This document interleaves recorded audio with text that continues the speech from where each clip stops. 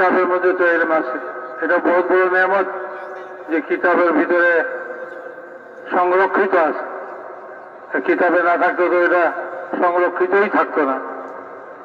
আবার উস্তাদ ছাত্রদেরকে শিখায়, ছাত্ররা ইলম হাসিল করে, এটা একটা জিনিস। এমনি ভাবে মেরে মহতারাম দোস্ত বলব, ইলম হাসিল করার এক তরিকা তো হলো উস্তাদের কাছ থেকে, আলেমদের কাছ থেকে, তাদের কাছ থেকে ইলম হাসিল করা। আরেকটা হলো সোহবতে, আলেমদের সোহবতে এবং যারা জানে তাদের সোহবত থেকে ইলম হাসিল করা। তো মেরে মহতারাম দোস্ত বলব, ইলম ছাড়া জিন্দগি এতাআতের কোনো তরিকা আমার জানা থাকবে না, আমার এতাআত সহি হবে না। সব জিনিসের মধ্যে ইলম আছে। এই জন্য ভাই আমাকে দিন শিখতে হবে। আল্লাহর রাস্তায় বের হয়ে দিন শিখার অনুভূতি আমার মধ্যে পয়দা করতে হবে। মেরে মহতারাম দোস্ত বলব, মানুষের সর্বহালতে তার উপরে যে হুকুম, সে হুকুম আল্লাহ তারা বলে দিয়েছেন। এবং যখন মানুষ সর্বহালতের যে কোনো অবস্থায় থাকে, সে অবস্থায় তার উপরে যে দিন, তার উপরে যে হুকুম, সে হুকুমকে পুরা করে। তো মেরা মহতারাম দোস্ত, এটাই আমাদের ইলম ও জিকিরের উদ্দেশ্য, যে ইলমের দ্বারা আমি তরিকা হাসিল করি এবং এরকম ভাবে তরিকা জানি। আর আমি জিকিরের নাম্বার উদ্দেশ্য হলো আমিও তার উপরে আমল করি। মেরে মহতারাম দোস্ত, হুজুর আকরাম সাল্লাল্লাহু আলাইহি ওয়াসাল্লাম সাহাবাদেরকে ইলম শিখাইতেন এবং তাদেরকে ডেকে ডেকে তাদেরকে ইলম শিখাইতেন। তাদেরকে ইলম শিখার জন্য বলতেন। হজের মৌসুমে রাসূল পাক সাল্লাল্লাহু আলাইহি ওয়াসাল্লাম বলছেন, আমার কাছ থেকে তোমরা হজ শিখে নাও, আগামী বছর হয়তো আমি হজে আসবো না, হজে থাকবো না। তো সাহাবায়ে কেরাম হুজুর আকরাম সাল্লাল্লাহু আলাইহি ওয়াসাল্লামের কাছ থেকে হজের মওকাতে হজের ইলমকে হাসিল করছেন।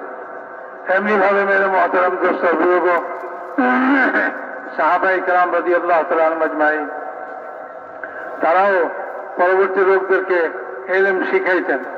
রাসূলুল্লাহ সাল্লাল্লাহু আলাইহি ওয়াসাল্লাম নামাজের হুকুম আসছে, নামাজ পড়ছেন, আর নামাজ পড়ে সাহাবাদেরকে বলছেন একথা, সাল্লু কামা রাআইতুমুনি উসাল্লি, আমাকে যেরকম নামাজ পড়তে দেখছো এরকম তোমরা নামাজ পড়ো। তো নিজে ওই ইলম মোতাবেক আমল করে সাহাবাদেরকে শিখাইছেন। তো মেরে মহতারাম দোস্ত, ইলম শিখার দ্বারাই আসবে।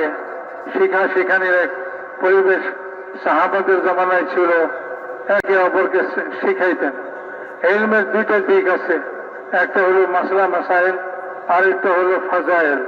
ফাজাইলের দিকে, ফাজাইলের ইলম, এটা মানুষ আমলের লাভ জানবে, তো আমলের শখ আর আগ্রহ তার ভিতরে পয়দা হবে।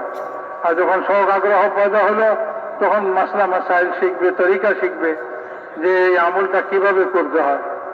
এই তরিকা শিখা, এটা হলো মাসাইলের ইলম।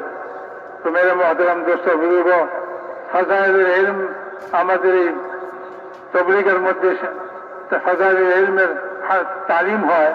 এটার উদ্দেশ্য এই নয় যে ভাই এই ফাজাইলের ইলমই সম্পূর্ণ ইলম, বরং এখানে তো এই তালিমের হালকা দ্বারা আমার ভিতরে শখ আগ্রহ পয়দা হবে।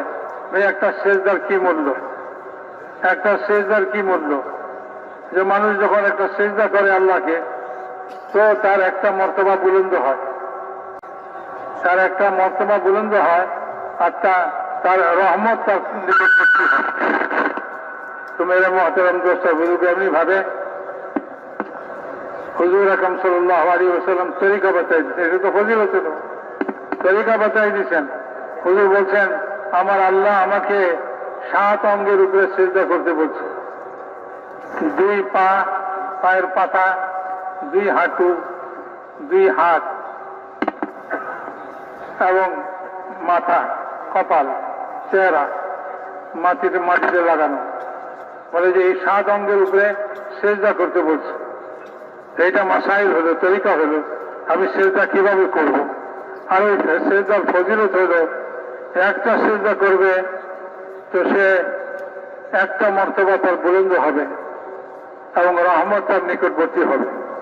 তো মেরে মহতারাম দোস্ত, এই দাওয়াত ও তাবলীগের মেহনতের মধ্যে উদ্দেশ্য এটাই যে আল্লাহ তাআলার ইতাআত আমাদের জিন্দগিতে আসে এবং এই ইতাআতের অনুভূতি আমাদের ভিতরে পয়দা হয় আর আমরা ইলম হাসিল করি এবং এই ইলম মোতাবেক আমরা আমাদের সর্বাবস্থায় আল্লাহ তাআলার যে হুকুম সেই হুকুমকে আমরা পুরা করি।